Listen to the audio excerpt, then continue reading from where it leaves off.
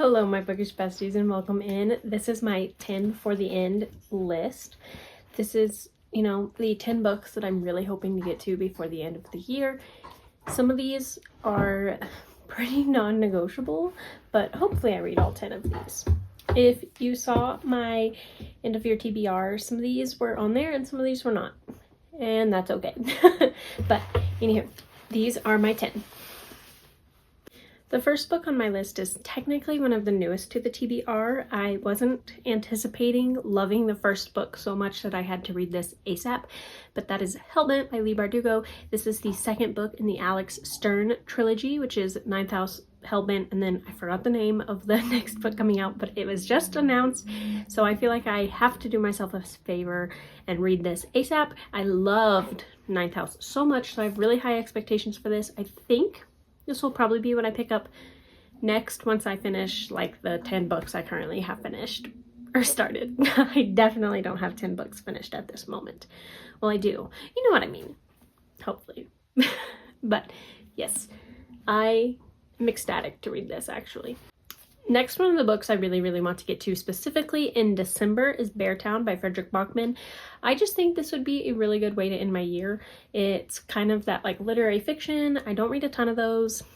And I believe it's a really wintry book. It's literally about a hockey town.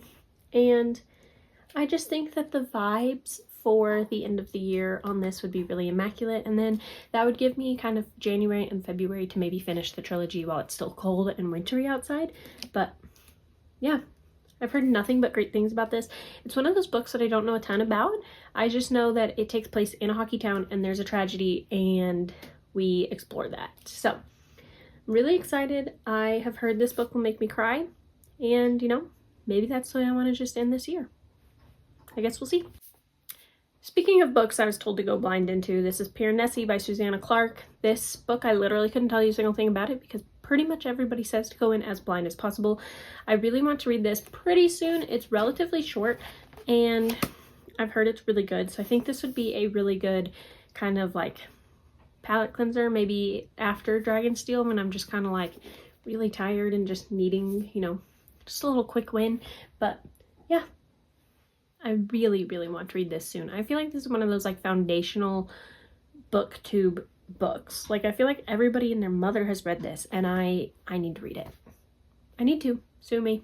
Next we have Sorcery of Thorns. This is one of those that like is kind of on my maybe list. I really wanted to read this last year and I didn't ever end up getting around to it. And then this year I've just been so busy with other priority reads that I would really love to read this.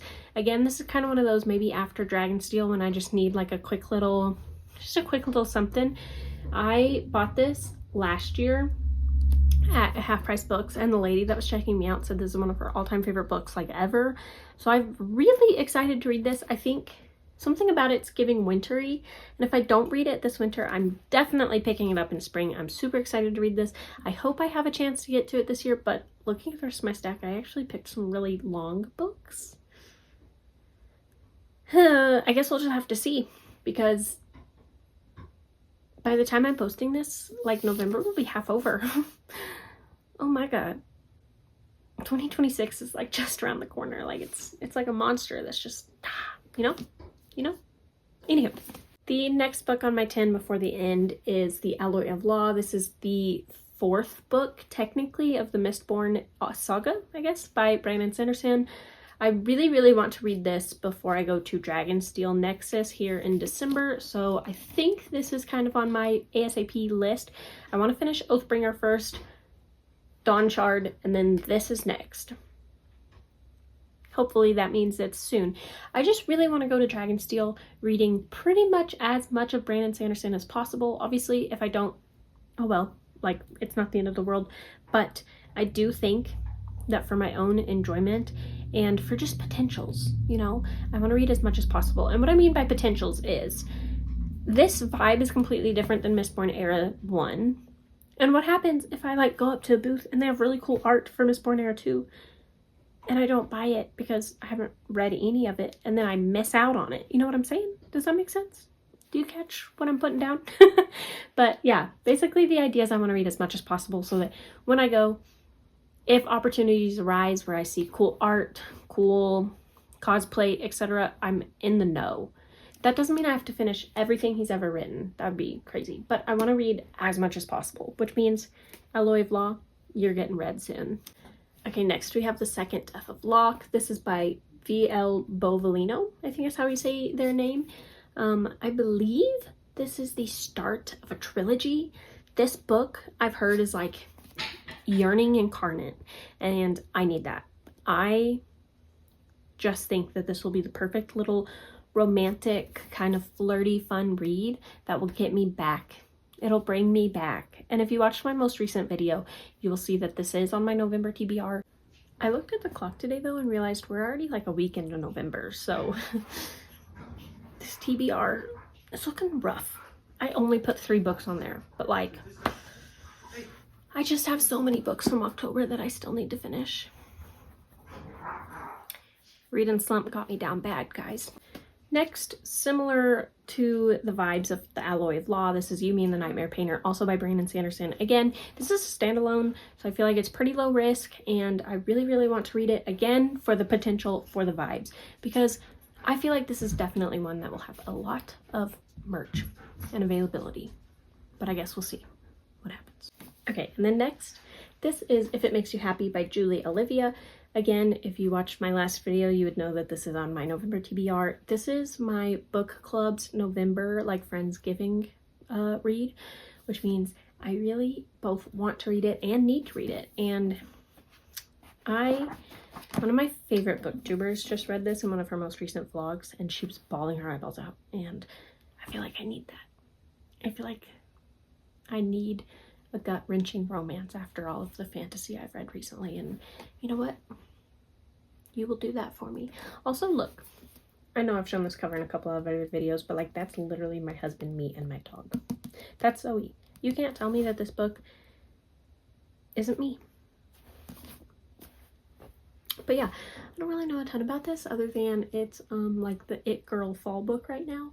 Basically, I think our main character, our main girl, she moves home to take care of some stuff, and then she runs into her next door neighbor who has some kids, and that's about all I got. It's fall, it's giving Gilmore Girls supposedly, and it's cozy, and I really hope that I have time to get to it. Like I said, I am feeling a little nervous because November just kind of, you know what I mean? But yeah, I do think though that this is one of those books that, like, if I really sat down and thought about it, I could push through pretty fast.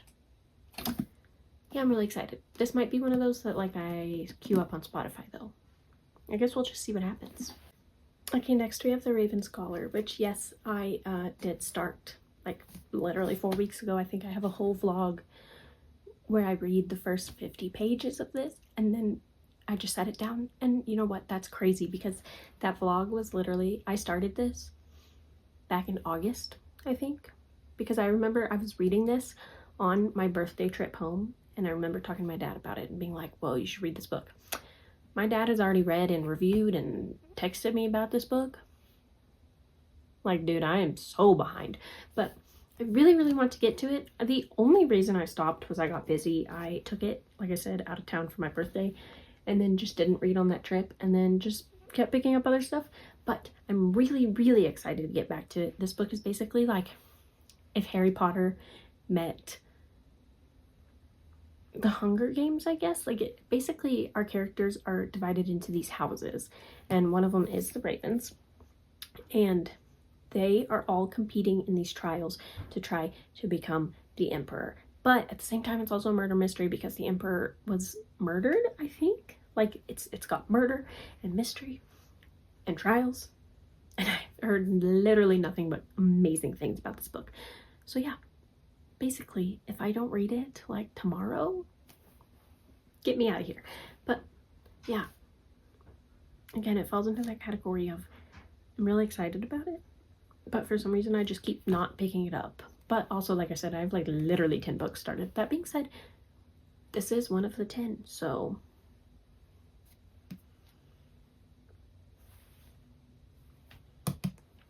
yeah, anyhow. And then last but not least, we have The Devils by Joe Abercrombie. This would be my first Joe Abercrombie, but I'm ready. I'm ready. I think it'll be really funny. I think it'll be really good. Basically, this is about a band of misfits who come together, but they're all like supernatural creatures. Like there's like a vampire, a werewolf, I think like a invisible man, and they all come together to fight like the bad guys and like do this quest with a priest. I haven't read it yet, but the vibes of this are giving Midnight Mass. Like if you know, you know. But yeah, this is one that I would really, really love to get to before the end of the year. I was really hoping to get to it in October. I clearly didn't do that. So hoping to read this ASAP. But again, it falls in that category of like, this book is massive and I'm a busy gal, but I'm gonna try. I'm gonna try really, really hard because I really, really want to read it. Like, look at it, guys. It's so pretty. I really hope I get to it, but like I said, looking at my stack of 10 before the end, and if I'm being realistic, before I read these 10, I'll probably finish the couple half started. I'm just not sure that I have set realistic goals. My goal is to read at least 4 of these, though. Like, I would say my non-negotiables are If It Makes You Happy, Yumi and the Nightmare Painter, The Alloy of Law, and then maybe The Raven Scholar, just because it is started. But thank you guys so much for watching today's video. That is my 10 before the end. Be sure to let me know what your 10 before the end is, or even if it's not 10, just let me know some books you really hope to get to before the end of this year. Also, be sure to keep an eye out. I do plan to do Bookmas this year. Wish me luck. I'm so scared, guys. I didn't realize how busy this time of year gets until you have committed, at least internally, to recording and posting 25 videos. That's crazy, but you know what, I'm really, really excited about it, and I hope you guys are too. I really hope I catch you there, and thank you so much for watching today's video, and I hope to catch you in the next one.